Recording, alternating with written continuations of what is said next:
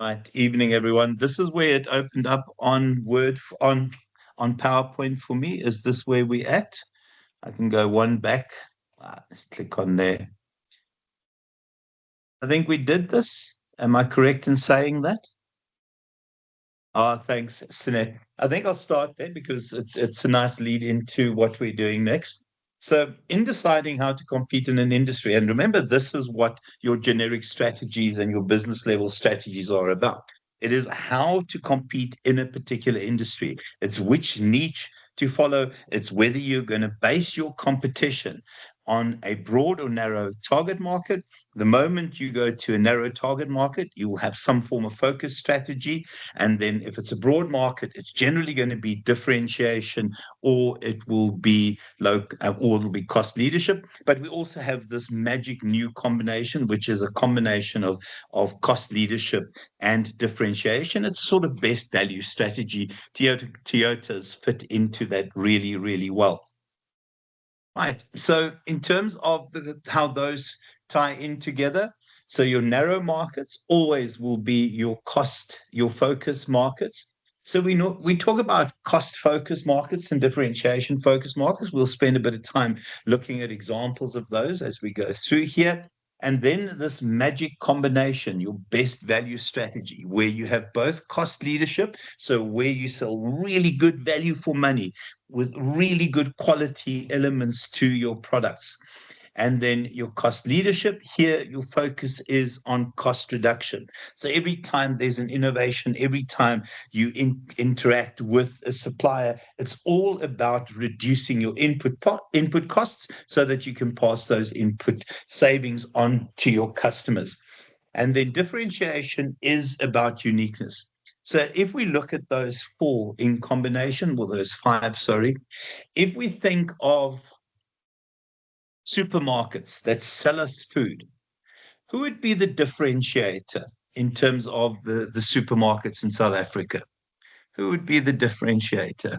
Who would base their strategy on differentiation?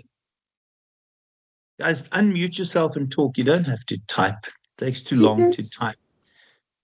I think Checkers fits here for me. That's where Checkers fits. It's a best value strategy. For me, the differentiator is going to always be Woolworths.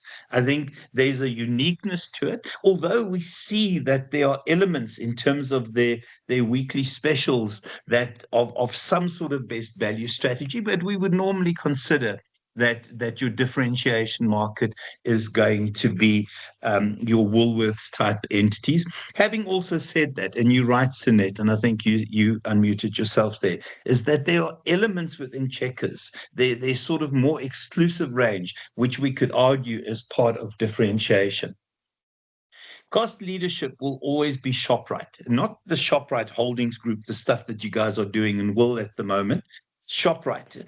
I don't know when last any of you have been in a ShopRite. I was in Bergville and we needed to get some urgent groceries and we went into a ShopRite.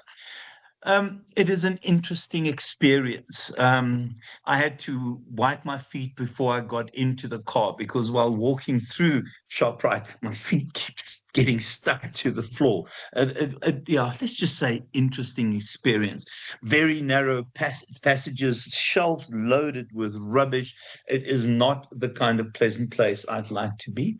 For me, your best value strategy will be, and I'm going to put Pick and Pay into that, but we know that Pick and Pay is in trouble. They're not the gold standard that they were 20 years ago. The gold standard in terms of the best value for me would be ShopRite.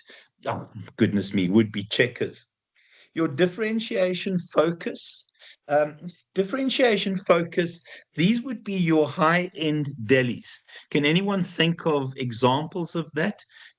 Sort of high-end grocery stores. I think of delis in particular. Differentiation focus. I can't think of any offhand. And then your cost focus. And this is I don't know, go for it, Sunette. You don't have to put your hand up, just unmute yourself. I don't care about stuff like that. Hey? Um, so in Joburg, there is like the Pantry by Marble and Okay. Trucks. That's more very much your niche deli style that I would So say it's up. the pantry, hey? Oh, Yeah. see, it's an Umschlanger as well. Well, if it's an Umschlanger, it's expensive. And what do you get? Yeah. Yeah, you can get everything and anything there, and if you think You just gourmet, pay more for it. yes, Oh my gosh, I'd have to wear a tie to a place like yes, this because you they have see me you coming need to from a wear mile away. yeah you need to wear an evening dress to go in there. Yeah, no, oh gosh, yeah, let's get directions. No, don't give me directions. Stupid. Oh, damn it. Am I? Oh, you have to be silly. Oh my gosh. Guys, remember what I say about drinking during class? Oh, shucks. And now I've lost everything I had. So the pantry, let's try that again. Oh my word, I'm an idiot.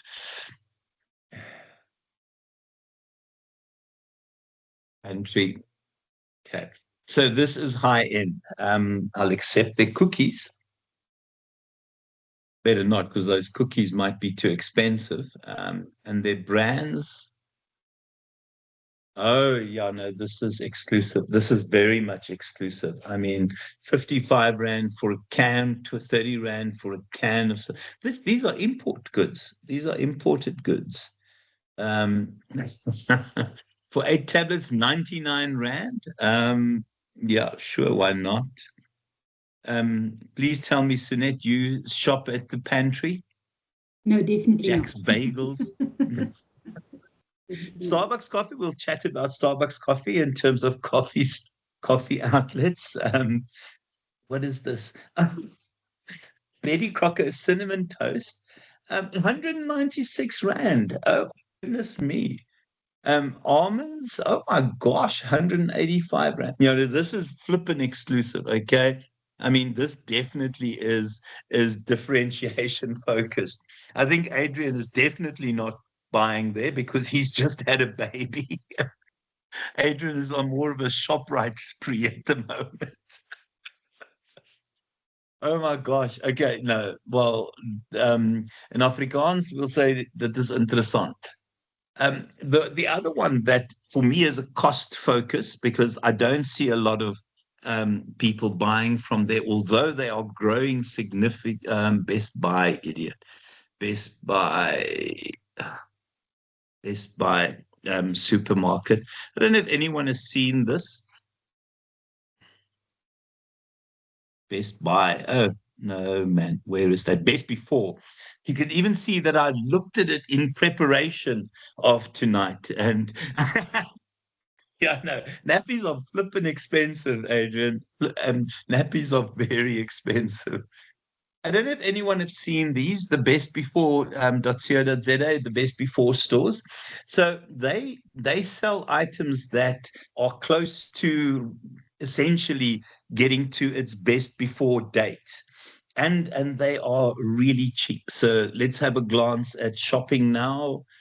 Um, okay.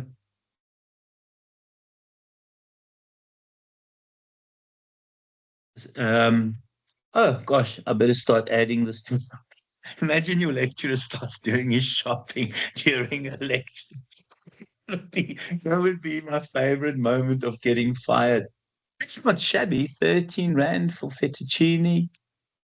Axe shaving, that's cheap. 39 Rand. I use gel, so I wouldn't buy that. Anyone seen these before? And they are definitely growing countrywide. They're opening more stores, etc. They're an interesting one. Let's see what energy drinks there are. Sorry, guys, I haven't done groceries for the month yet. 6 Rand. What am I going to get for 6 Rand? Yeah, sure, why not? 20 Rand for whatever the heck that is. Why not that energy drink? Yeah, no, they're in Cape Town as well. Ellen, they definitely are in Cape Town. Let's just see where their stores are. Sorry, I really need to get some bargains tonight, so my apologies. Here are their branches. I think they started in Cape Town, actually. Okay, let's see. No, maybe not. They're not there yet. I'm pretty sure. No, but you guys are such snobs in Cape Town, Ellen. You guys wouldn't want the stuff there.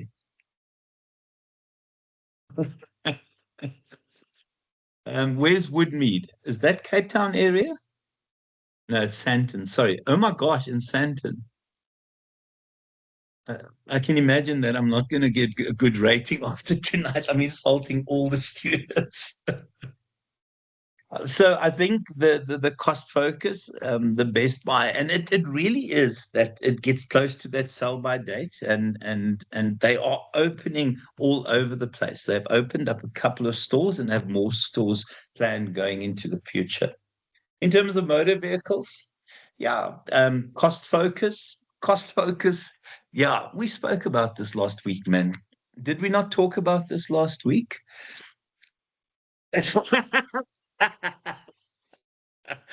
Okay. We did we do this last week? I lectured so many of these classes. Sunette, you were here last week. Did we do this last week? Yes, we did. Oh, I'm an idiot. Okay, let's move on. Different vehicles and cars and stuff, yeah. Oh, my dear Lord, I'm an idiot. Okay.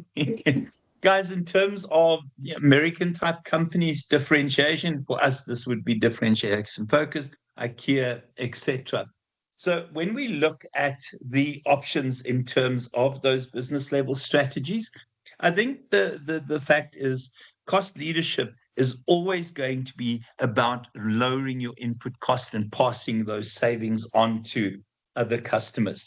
Differentiation, if you see the word differentiation, it's always going to be about uniqueness. Focus is about a niche market. So yeah, there are some examples in the textbook, the Bajaj Qute, and then the low price insurance options.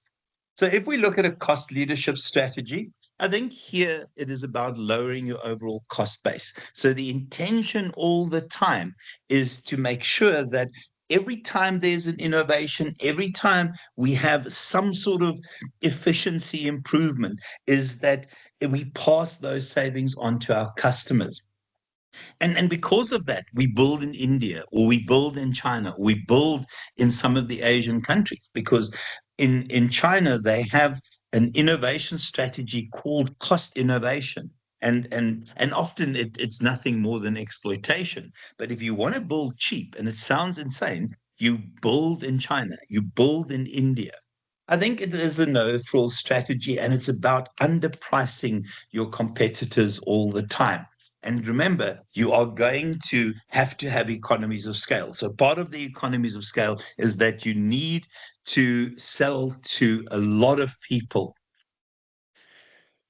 So in terms of some of the cost advantage, Pep Home, I don't know if anyone's ever been inside a Pep Home.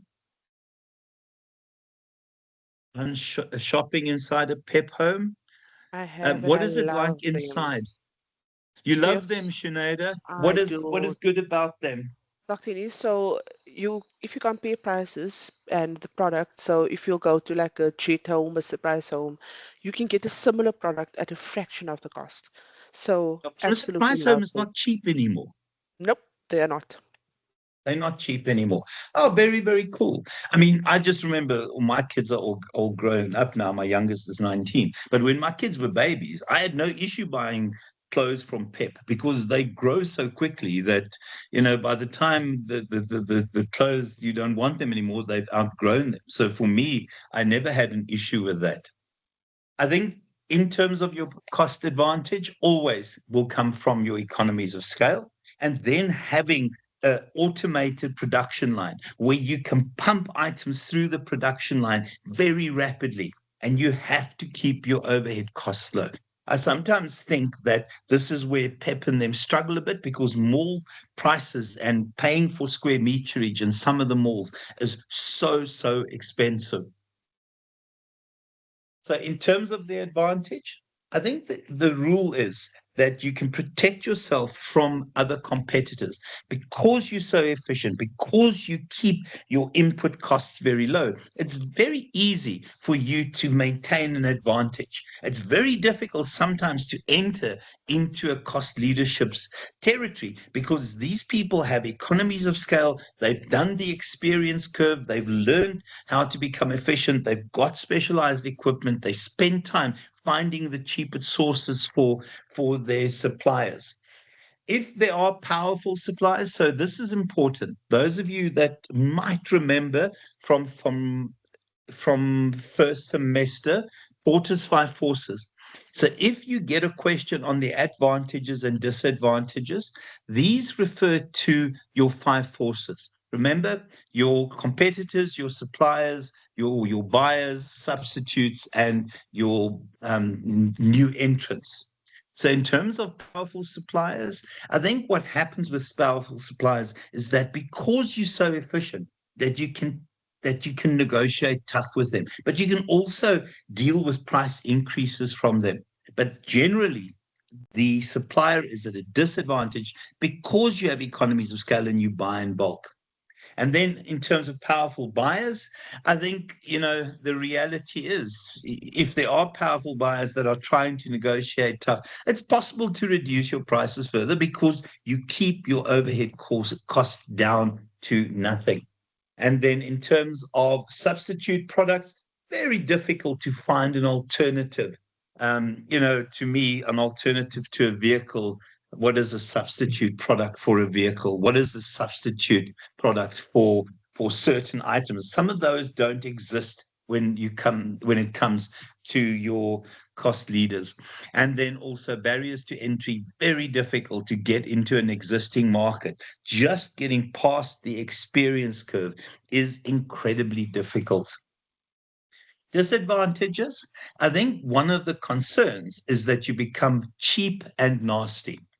I think you could have a competitor that also gets into the ring with you, that is more efficient, that might manufacture in China. And I think that you have to be careful that you don't become cheap and nasty because customers know when they are being sold rubbish. Differentiation, whenever you see this, you want that word to be in your mind, uniqueness. It is about standing out from the crowd. It is providing customers with some real unique value, with better products and services that they can actually get at the same price. I think the key thing is that you have to have strong investment into research and development because part of having a differentiation strategy is that you're always at the cutting edge of new technologies, of introducing technologies, of impressing your customers with new technologies. And you always will remind your customers why we are the standout in the industry, why we are the gold standard, why we are the special brand in this industry. And remember, you build a brand, and part of the uniqueness will always be the power of your brand. And then also remember, it's based on your own competencies.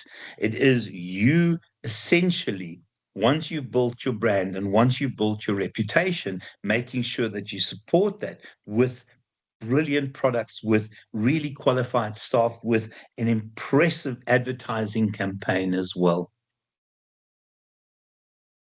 In terms of what will give you success in the strategy, the criteria that we need to tick box, know your customer, know their needs, and then understand what they value. Customers who go for the differentiation option have a very clear sense of what they mean by uniqueness, by value, by quality. And then know who your competitors are and make sure that you beat your competitors to the punch. So when they introduce new technology, you've already done that. I think one of the challenges, because of globalization, sometimes you don't know where your competitors are going to come from.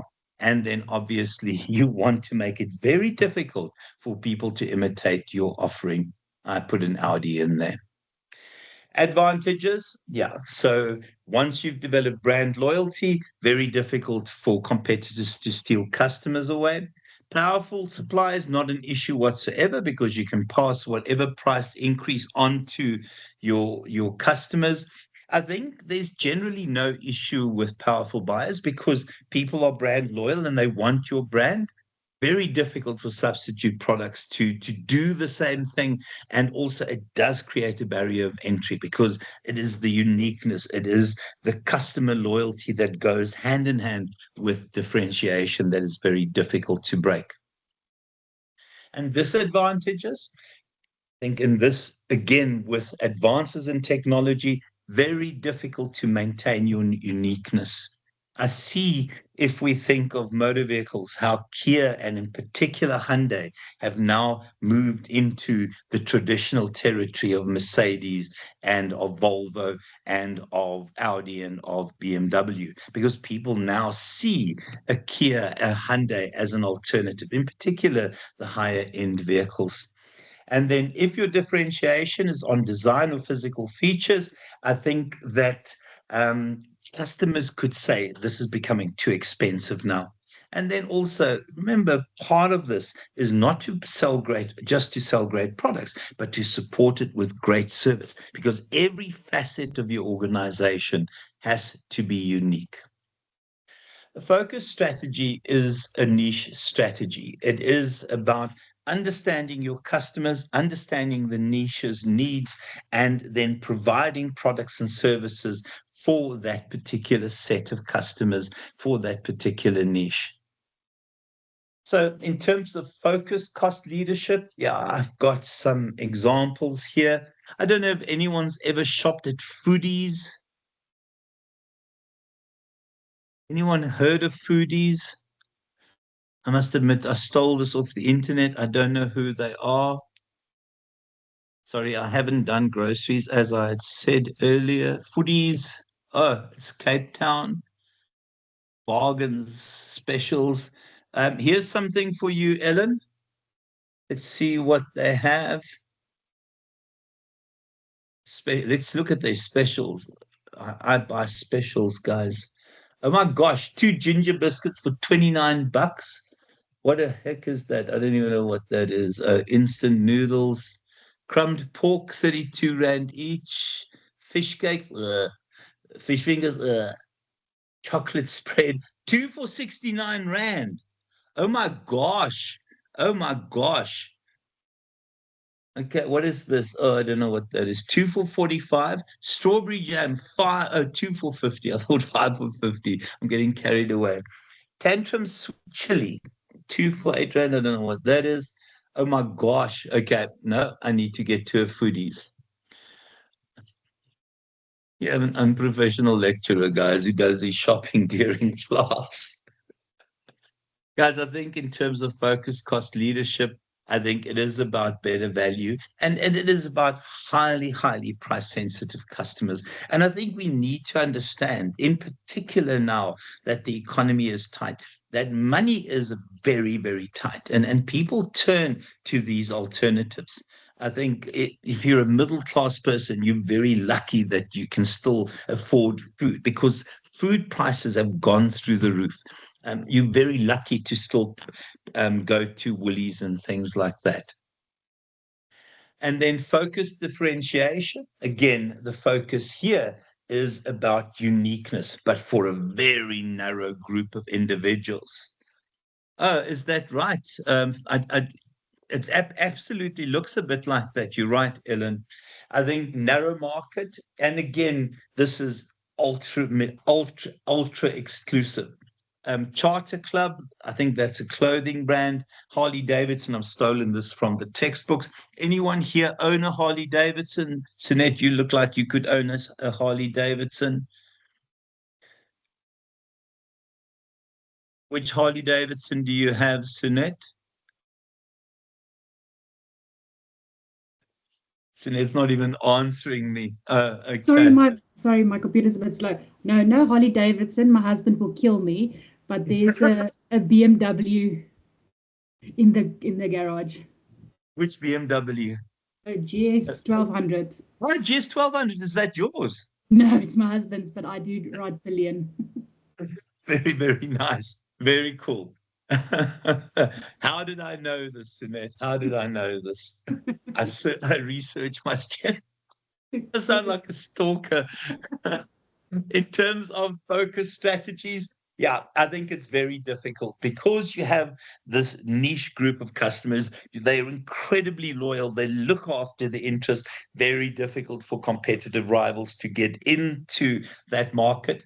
I think also there's some power over buyers because you can't get something similar elsewhere. And powerful suppliers, yeah, can be a problem, in particular when you can't pass the costs on to customers. And then customer loyalty makes it very difficult to substitute products and also very difficult for new entrants to get into that market. It is a niche market for a purpose. Sinead, oh, you want a Harley Davidson, Sinead? Fantastic, man. Yeah, we'll make sure that after this course, you'll get a massive promotion and you'll be able to afford your Harley Davidson. So that's the objective of this module this year, to get my students to go buy their own Harley Davidsons. Okay, guys, and then just disadvantages. Because your group of customers, your niche is so incredibly small, it's very difficult sometimes to cater for high production costs because you don't have economies of scale. So it becomes tough when production costs go up. And then also you can lose your customers very quickly because of the uniqueness of what you sell. Customer tastes might change. And then definitely differentiators could show interest in your niche and move into that niche, which is a real challenge because they often have other products that they can lose on to attack you in your niche. For me, this is the modern strategy that a lot of people default to, the integrated cost leadership. You'll see I put the Toyota Corolla into that because I think VW is in there, although in the line of VW, there are some differentiation and some focus models as well. But for me, this is Checkers. I think Checkers have got it right. They provide great quality at really good prices. It is a combination of differentiation and focus. It's in some of the textbooks, it's referred to as best value strategy.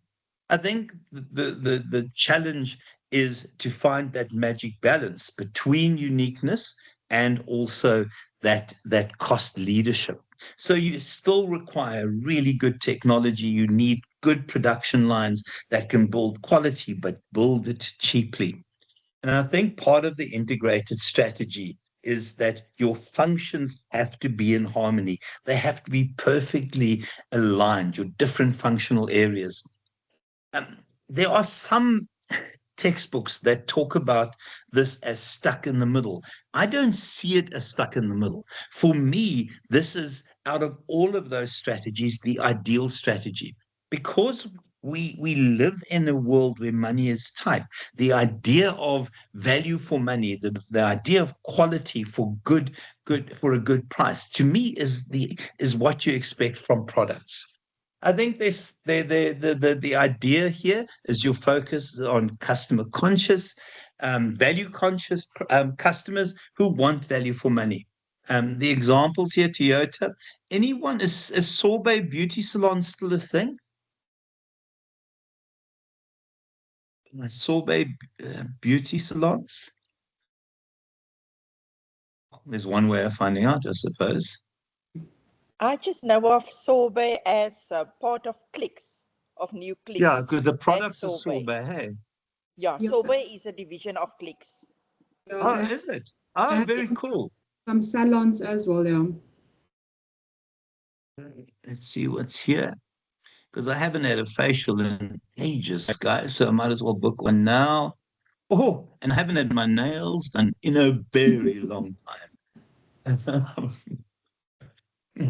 I only do classes so I can do my shopping and sort myself out, guys. Okay, there they are. Mani-pedis, gel, acrylic, soft gel tips. I know exactly what all these are. I'm married. Okay.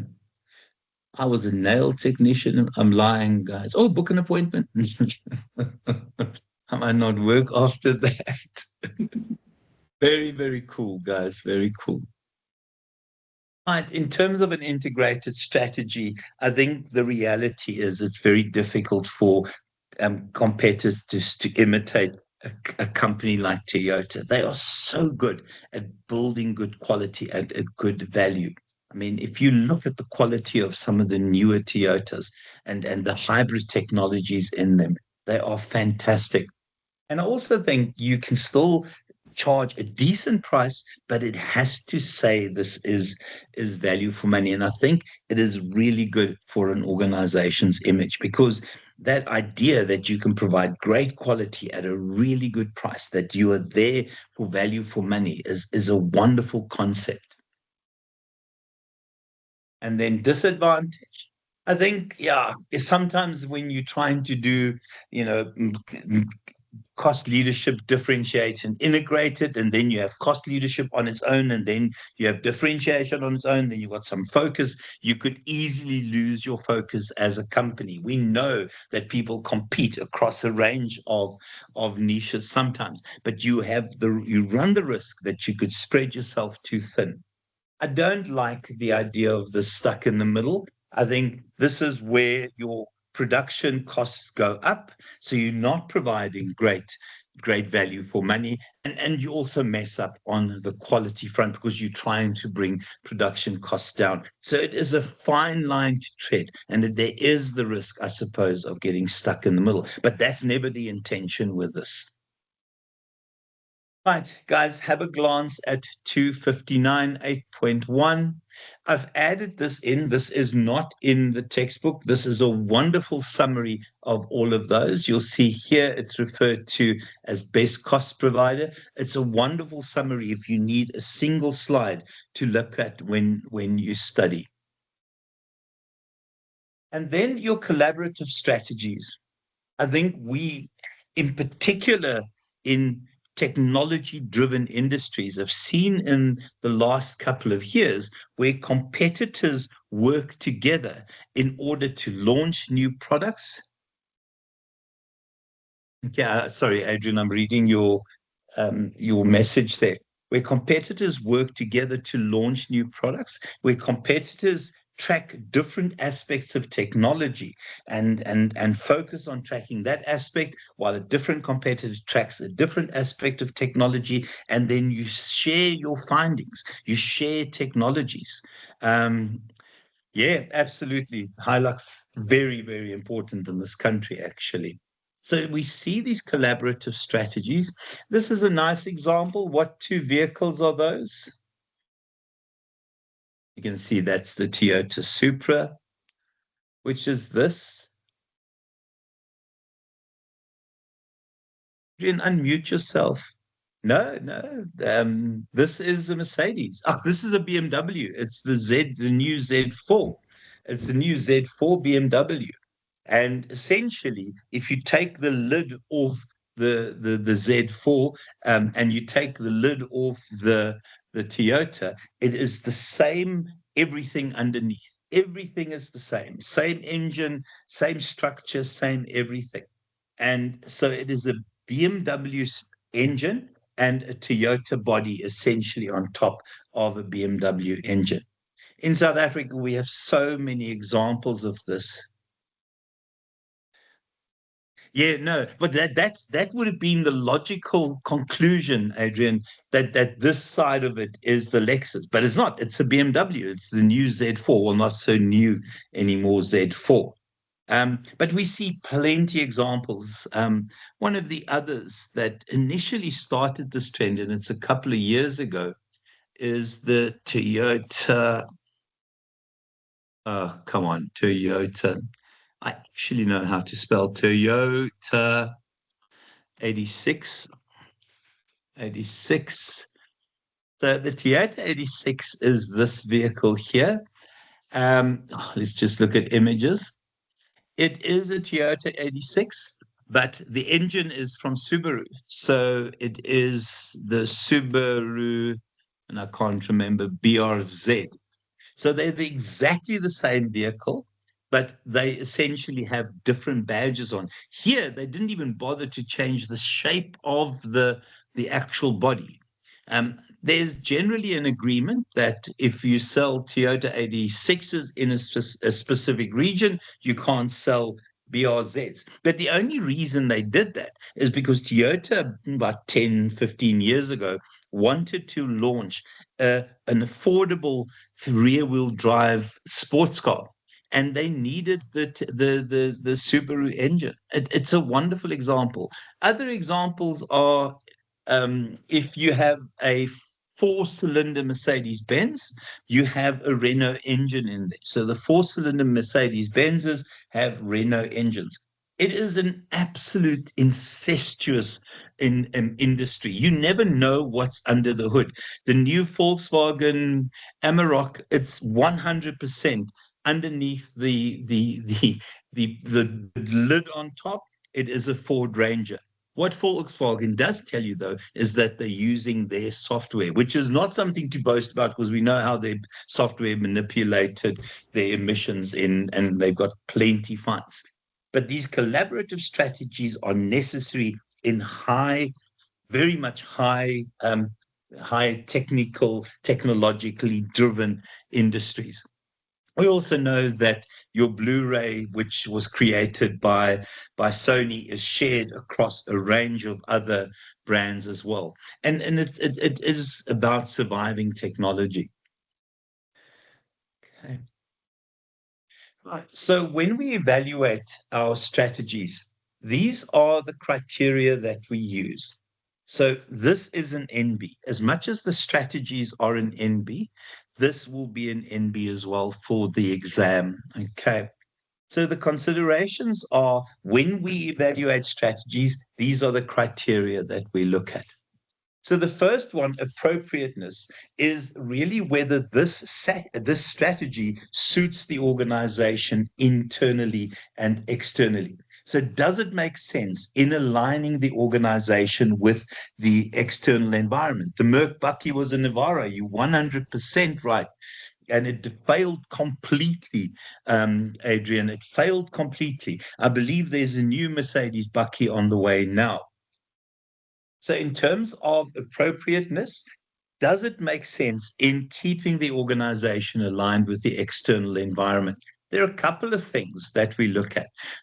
For a strategy to be considered appropriate, it has to make sense with those non-negotiables in the environment, with those drivers in the environment, with shifting customer expectations, with shifting expectations in terms of the pestle factors.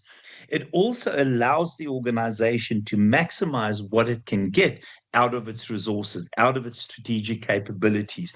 And finally, it does make sense. Our stakeholders would accept the strategy as appropriate based on their own needs, their own requirements. So appropriateness is the first criteria. The second criteria, please don't worry about this. No, let me not say this. The tools that we use to test appropriateness is the SWOT matrix. The SWOT matrix, did I put something in here? This is one of those changes because we have a new examiner, so I've got to be a little bit careful here. SWOT matrix. So we use this to create strategies. Where's an example that I can use? Yeah, we'll use this one. Okay, so the way, you bugger.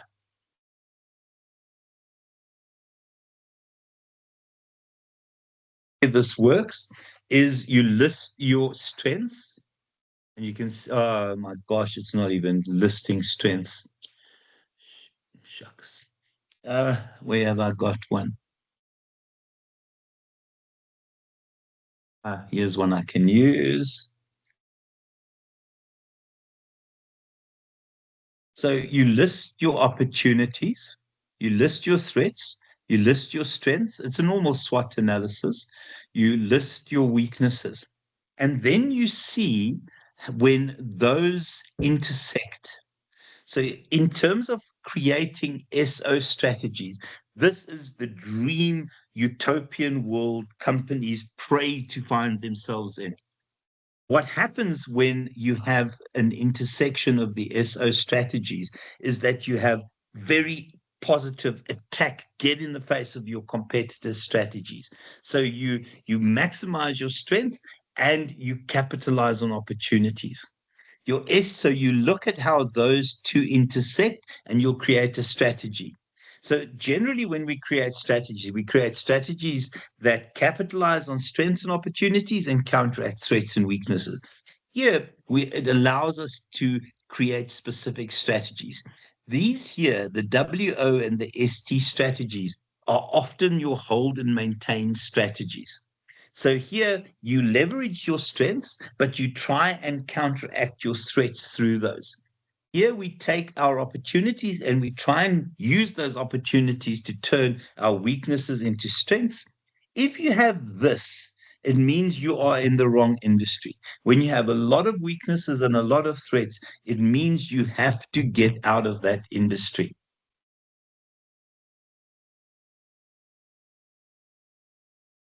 And a decision tree, the way a decision tree works is that it has a number of nodes.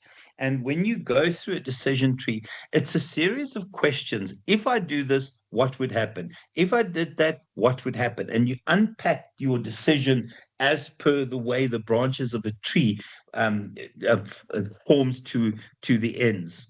And your scenarios, generally, when you have scenarios, you make certain predictions and you decide that if this event happens, which scenario will unfold. So you have certain triggers in scenarios that essentially allow you to see which events will lead you to some sort of competitive advantage and which events would you take you in a different direction, and you base your strategies on your scenarios. Feasibility is whether we have the finances, whether we are, through these strategies, will address the needs within an industry, and whether it can give us competitive advantage. So key in terms of feasibility is trying to make sure that you don't overextend yourself. Because if you overextend yourself, you set yourself up to fail. So generally, it is about seeing whether these strategies will allow us to achieve our objectives, whether we have the finances, the capabilities to implement this strategy, and whether we have the resources to make it work. It is about avoiding overextending yourself. In terms of desirability, is whether by following this strategy, we'll achieve the results we want to achieve in the short term and in the long term. What is important is that we try and minimize ourselves being exposed to risk as well. But is it desirable in taking us to our short and long-term goals and within our priorities and needs in the short and long term? Consistency is the congruency, is the logic. So does this strategy fit with your vision, mission statement, your long-term objectives? Do these strategies fit across the different elements? So you can't have a differentiation strategy on the one hand and then have a need for you to save significantly on the other, because uniqueness and significant savings don't go hand in hand. Validity is about the initial assumptions and the initial calculations that you use to base your decisions around a specific strategy on. So here it's about testing the validity of your assumptions. It is about testing whether what you had anticipated will happen in a specific environment will actually happen. And it's about the validity of your initial assumptions. Attractiveness to stakeholders. I think part of this is to always look at your stakeholders. It's this need in terms of your stakeholder relationships, and because the modern definition of strategic success is wealth creation for stakeholders, it is really to see whether we are going to create wealth for our stakeholders.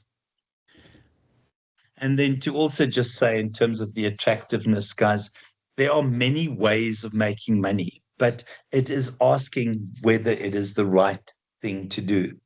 I mean, we could, as a group here, rent a ship. We can go to K-Way. We could buy ourselves really warm clothes and nice boots.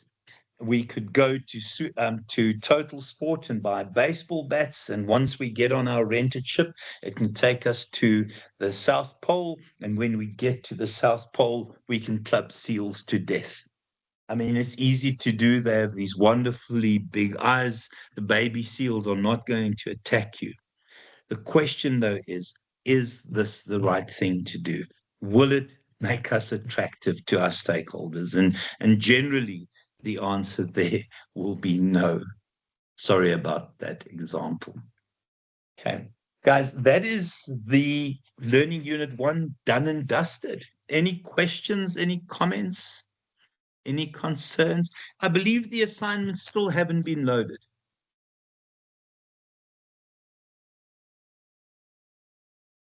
No, I just checked. It's not there yet. This is frustrating because I don't know whether it's you or 7321 that has a submission due mid-March. Is that yours or is it for 321?